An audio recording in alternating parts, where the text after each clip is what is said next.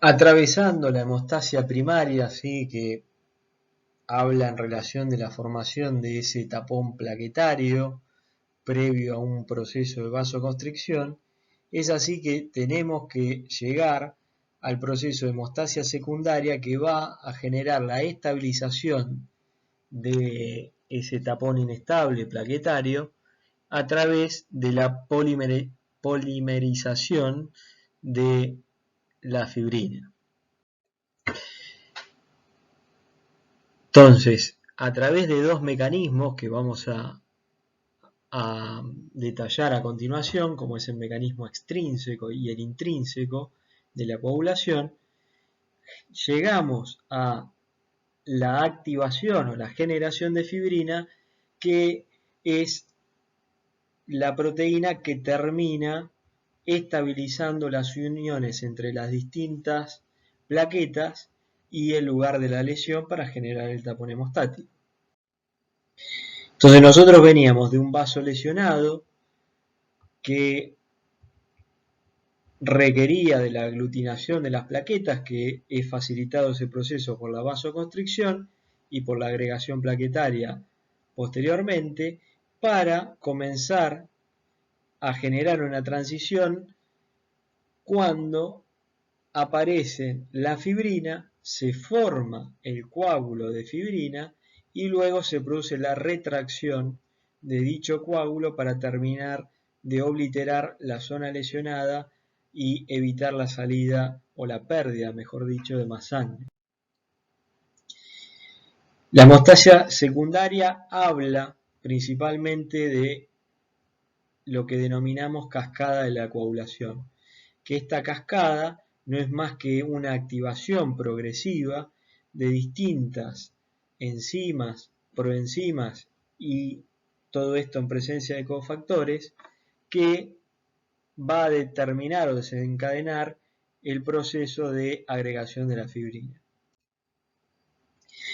Factores de la coagulación hay muchos, ¿sí? Como habíamos visto en la presentación anterior, los vamos a denominar con números romanos, ¿sí? En su mayoría, hay algunos que no tienen una numeración, y el número responde a el momento en el cual fueron descubiertos.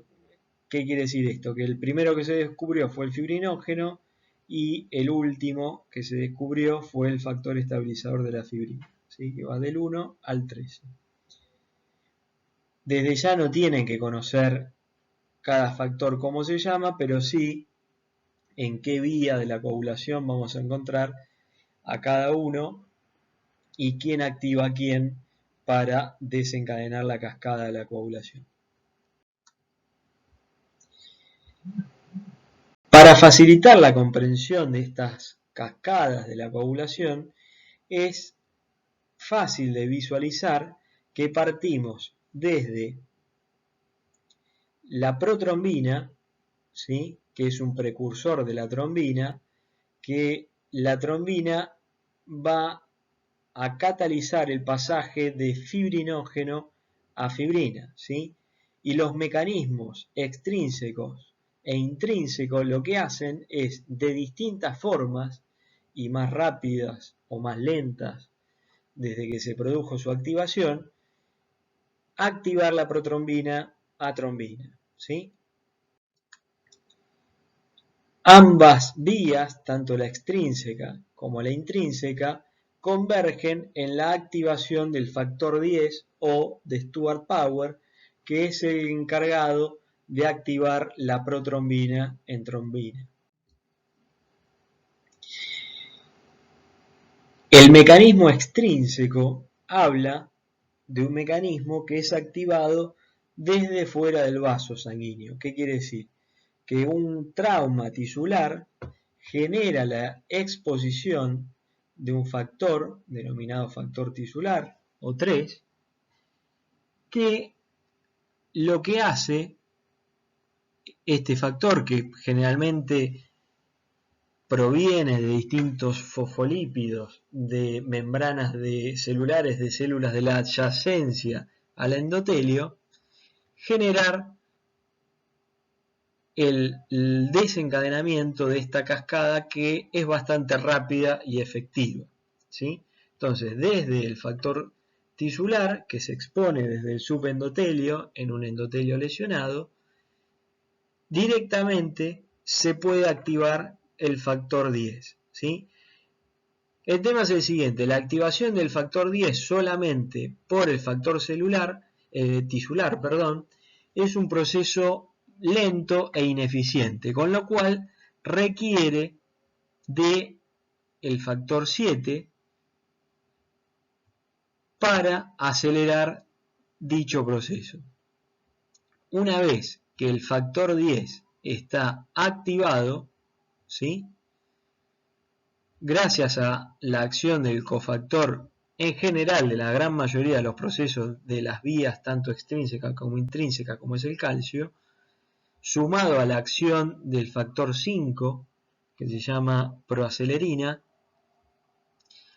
la activación de la protrombina en trombina, ¿sí? Es decir, el factor tisular en conjunto con el factor 7, que es la proconvertina, junto con el calcio activan el factor 10, y el factor 10 en relación con la proacelerina realiza este proceso de forma más eficiente y rápida de activar la protrombina en trombina.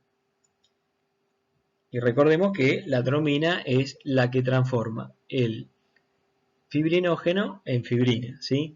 La trombina a su vez genera un feedback positivo sobre la proacelerina, porque al aumentar la actividad de este factor de la coagulación se activa cada vez más protrombina. Entonces, una vez que se activó la trombina y se genera la activación o la escisión, mejor dicho, del fibrinógeno en fibrina, se produce la estabilización del coágulo, ¿sí? Entonces, esta sería como el mecanismo extrínseco. Es un mecanismo más lógico porque uno visualiza una herida y cuando visualiza la herida considera la aparición, por un lado, la disrupción del endotelio y por otro lado la exposición de ese subendotelio con el factor tisular. Cuando hablamos del mecanismo intrínseco, hablamos de un mecanismo que es un poco más complicado porque tiene mayor cantidad de actores, y por otro lado uno no se imagina la activación del mecanismo de la coagulación desde dentro del vaso sin que haya una lesión. Básicamente algunos libros hablan de la activación de este mecanismo cuando la sangre contacta con algún factor que no sea ni un glóbulo rojo ni el endotelio, ¿sí? Entonces acá entran en juego sustancias como puede ser el colágeno, el caolín, que es muy utilizado en estudios de la hemostasia, endotoxinas, por ejemplo, que son sustancias que están incorporadas en las paredes celulares de microorganismos gram negativos, de bacterias gram negativas. Entonces, cuando la sangre contacta con estas sustancias que no están involucradas o relacionadas fisiológicamente con ella, activan a este factor 12 o de Hagemann en conjunto con otras moléculas como son el cininógeno de alto peso molecular y la precalicreína. Una vez que se genera la activación del factor 12, que se ve favorecido por el cininógeno de alto peso molecular y la precalicreína, se activa el factor 11. Estos factores lo que hacen básicamente es unirse en conjunto, tanto el 12 como el cininógeno de alto peso molecular como la precalicreína, a lugares donde hay una alta densidad de cargas negativas, ¿sí? Como puede ser moléculas de colágeno, las membranas basal del subendotelio o las endotoxinas que hablábamos previamente.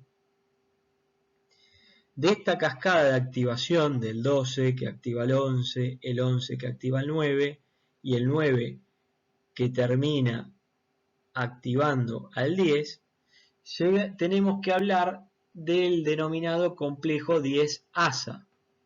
¿Sí? Ustedes piensen que de la activación de cualquiera de los factores, ¿sí? Cuando el 12 se genera el factor 12 activado, hablamos de una molécula de mayor tamaño que es escindida y se genera una molécula activa de menor tamaño. Entonces, volviendo al complejo 10-ASA, el complejo 10-ASA o 10-ASA, de 10 en inglés, es un conjunto de factores, como es el 9, como es el 8, como son los fosfolípidos plaquetarios y el calcio, que al generar esta agrupación terminan escindiendo este factor y por ende activándolo. Con lo cual tenemos que tener en cuenta que una vez que se activa el factor de Stewart-Power, es decir, el factor 10, desde ese punto hacia la activación o la generación de fibrina hablamos de una vía común, tanto intrínseca como extrínseca. Es un lugar donde ambas vías se cruzan. Y muchas veces en alguna literatura hablan de vía común. La vía común sería desde el factor 10 hasta llegar a la fibrina, que no está involucrada en este esquema.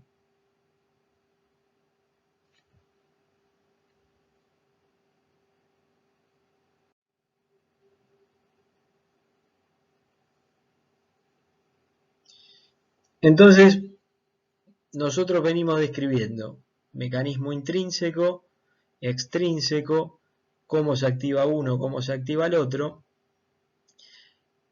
y que en ambos, en menor cantidad en la vía extrínseca comparado con la vía intrínseca, hay distintos factores. Esos factores de la coagulación, dentro de esos factores de la coagulación, hay 4 que son vitamina K dependientes, ¿sí? Como es el caso de la protrombina, que es fundamental para la generación de trombina y por ende que se forme la polimerización de la fibrina, la proconvertina, el antihemofílico B, ¿sí? Y el de Stewart-Power, que es el 10. Entonces los factores de coagulación vitamina K dependientes son el 2, 7, 9 y 10. ¿Qué significa que son vitamina K dependientes? Que necesitan de vitamina K reducida, ¿sí? Para que se produzca la carboxilación del ácido glutámico y por ende sean funcionales estos 4 factores de la coagulación. Por ende, cuando se ve alterado la ingesta o la absorción de vitamina K, vamos a observar disfunciones en el proceso de hemostasia. Y hay algunas sustancias, como es el caso de la warfarina, que es un derivado del dicumarol, que es un anticoagulante, que se utilizan como tóxicos, es decir, como venenos. Los venenos para rata, la gran mayoría de los venenos para rata, utilizan warfarina, que inhiben la vitamina K, es decir, la reducción de la vitamina K, por ende no se activan estos 4 factores y esto genera una serie de hemorragias internas que desencadena la muerte del roedor.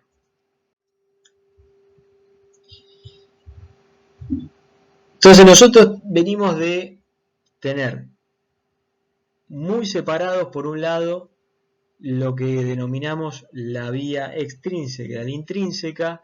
Por un lado, la vía extrínseca como más fácil de visualizar y de comprender, porque cuando se genera una lesión sobre el endotelio se expone el factor tisular y ahí se genera el desencadenamiento de la vía extrínseca.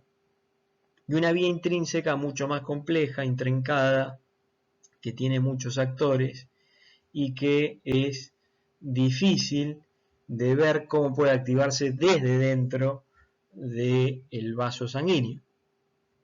Entonces lo que se plantea actualmente es que desde el punto de vista fisiológico el inicio de la hemostasia secundaria se realiza a través del factor tisular, es decir, que se activa la vía extrínseca, y la vía extrínseca es la encargada de desencadenar la vía intrínseca, potenciando el complejo 10-asa, aumentando la actividad del factor 11 y generando, por otro lado, la activación del sistema de contacto, que sería la activación del factor 12, que es el de Hagemann. Entonces tenemos la vía extrínseca como la que genera el gatillo para que se desencadenen todas estas reacciones, y la vía intrínseca como una vía más que nada de amplificación que de desarrollo de la hemostasia, ¿sí? Salvo que hablemos de un proceso infeccioso, o mejor dicho, de un shock endotóxico donde se liberan muchas endotoxinas, y ahí el inicio del proceso hemostático sería interno, porque se pone en marcha el sistema de contacto. Pero ya son situaciones muy puntualizadas y no del día a día que puede llegar a tener un animal o nosotros. Bueno, para finalizar, nos queda ver lo que se denomina en parte hemostasia terciaria o los mecanismos anticoagulantes.